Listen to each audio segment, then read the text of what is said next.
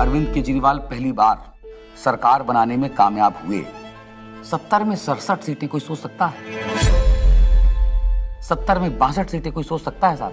तो उसके बाद से विरोधियों को लगा कि नहीं भाई, ये तो जमीन पे जो है वो काम कर रहे हैं, लोग इनसे जुड़ रहे हैं।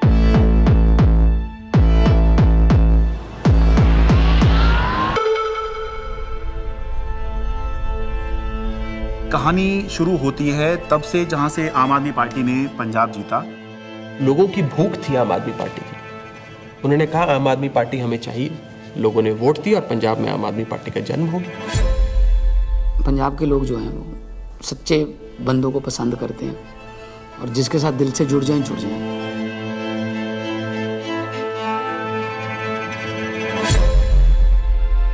आम आदमी पार्टी गुजरात को भविष्य देगी। गुजरात की 6 करोड़ जनता के साथ मिलके एक नया गुजरात बनाएंगे जिसमें 24 घंटे बिजली होगी।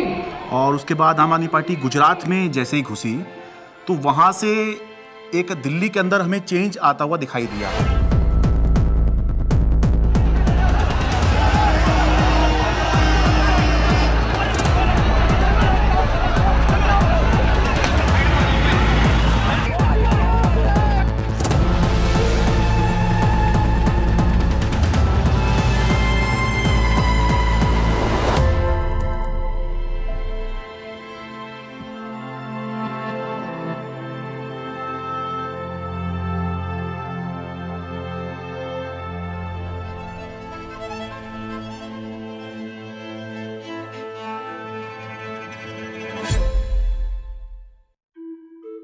So it started, I think, with the arrest of Satyendra Jain ji, and मुझे लगता है कि ये स्ट्रैटेजी उनकी शायद रही होगी कि जो भी अरविंद केजरीवाल के सिर्फ आईज, ईयर्स, आर्म्स, हैंड्स, जो पूरी टीम है, कि अगर हम उस टीम को डिकैपिटेट कर देंगे तो हो सकता है कि काम रुक जाए।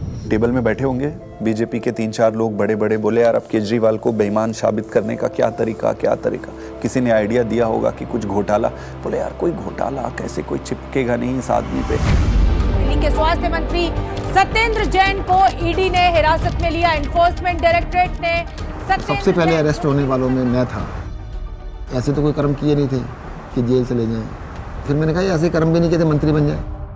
तो क्योंकि मुझको पूरा केस पता था तो मुझे लगा ठीक है, एजेंसी अगर अरेस्ट कर रही है थोड़े दिन में छूट जाएंगे। Why are they threatened by us? And the answer to me is very clear. आम आदमी पार्टी केवल एक सरकार या 10 नेताओं की पार्टी नहीं है। आम आदमी पार्टी एक सोच है। तब तक जो भी गिरफ्तार होते थे, पॉलिटिकल लोग भी जो गिरफ्तार होते थे, महीने में, 2 महीने में, 3 महीने में निकल के आ जाते थे। तब हमने ये नहीं सोचा था कि इतना लंबा चलेगा। अब ये जानकारी मिल रही है कि मनीष सिसोदिया को गिरफ्तार कर लिया गया है। इस वक्त की बड़ी सीबीआई बुलाया जाता था, ईडी बुलाया जाता था, उनके घर पे रेड हुई, उनके बैंक के लॉकर पे रेड हुई, दिल्ली सचिवालय में उनके ऑफिस में रेड हुई, उनकी यहाँ तक कि उनके पैतृक गांव में भी सीबीआई और ईडी वाले पहुँच गए थे। देखिए हमें तो पता था कि आम आदमी पार्टी के किसी भी नेता के पास एक भी पैसा नहीं है, और मेरे ख्याल से आज ही ईडी और सीबीआई को भी पता है। मैं तो खुश था कि दिल्ली में एक ऐसी शराब पॉलिसी बनाई गई है जिसमें एक मॉल में 27 शराब की दुकानें थीं, वो अब कम हो जाएंगी और सरकार को रेवेन्यू बहुत ज़बरदस्त मिलेगा। तो मैं तो खुश था कि अच्छी पॉलिसी बनाई गई है और कई राज्य इस पॉलिसी को देख रहे थे, पर अचानक इन्होंने चिल्लाना शुरू किया है तो स्कैम हो गया है। अगर एक अच्छी पॉलिसी को ये स्कैम करार दे के सीबीआई और ईडी में केस रजिस्टर करा सकते हैं तो किसी भी हद तक जा सकते हैं। मनीष सिसोदिया को ईडी ने गिरफ्तार कर लिया है। तिहाड़ जेल में पूछताछ के बाद मनीष सिसोदिया को अब ईडी ने गिरफ्तार कर लिया है। इससे पहले सीबीआई ने उनको गिरफ्तार किया था और वो इसमें पीएमएलए में 2 ही कंडीशन में बेल हो सकती है।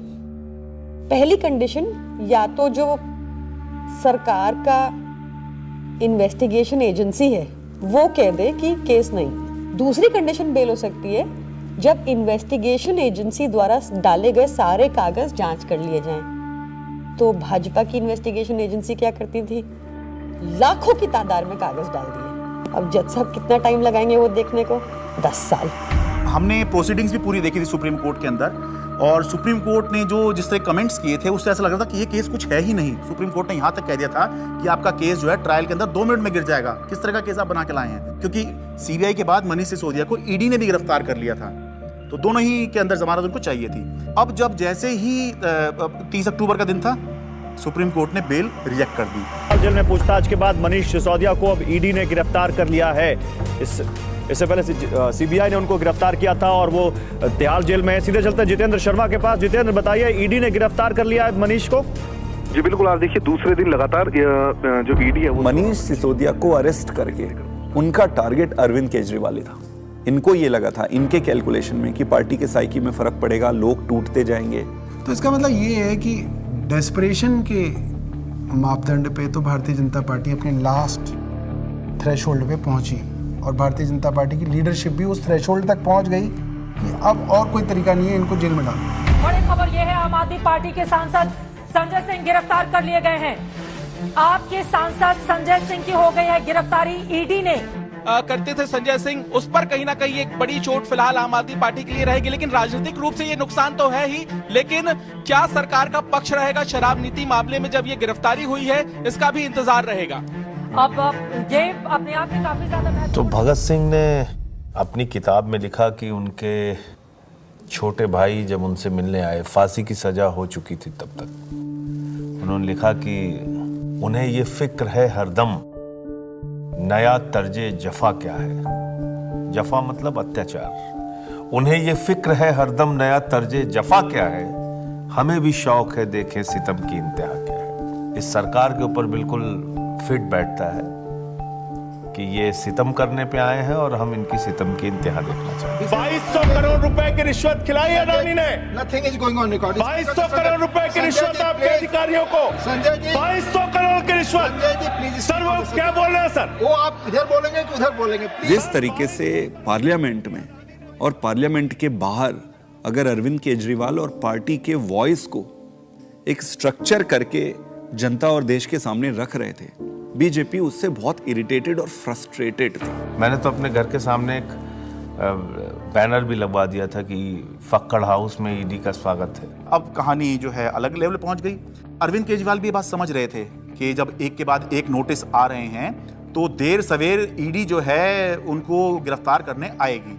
हमारा एक व्हाट्सएप ग्रुप है पार्टी की लीडरशिप का, जिसमें एक खबर आई थी कि ईडी वाले अरविंद जी के घर पहुंच गए हैं 6 फ्लैग स्टाफ रोड पे।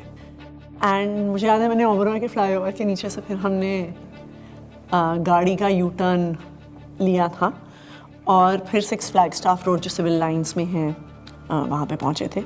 मुझसे पहले सौरभ भारद्वाज पहुँचे थे वहाँ पे।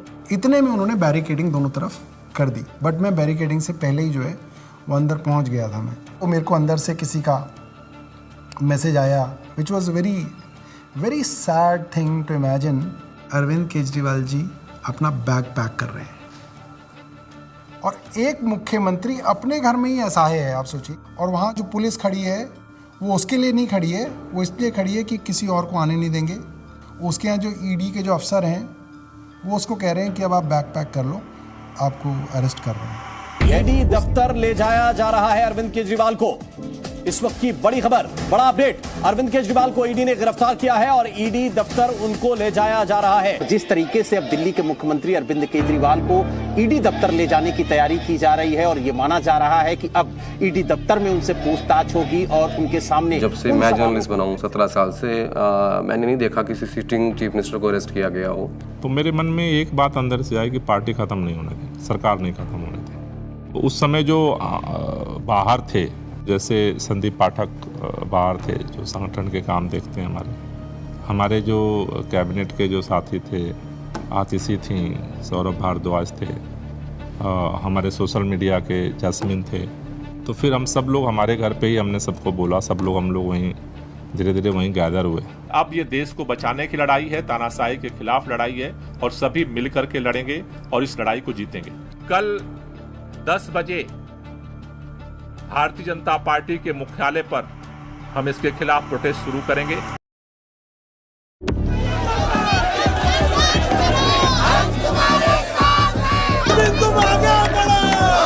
सबसे पहले मैं पहुंचा वहां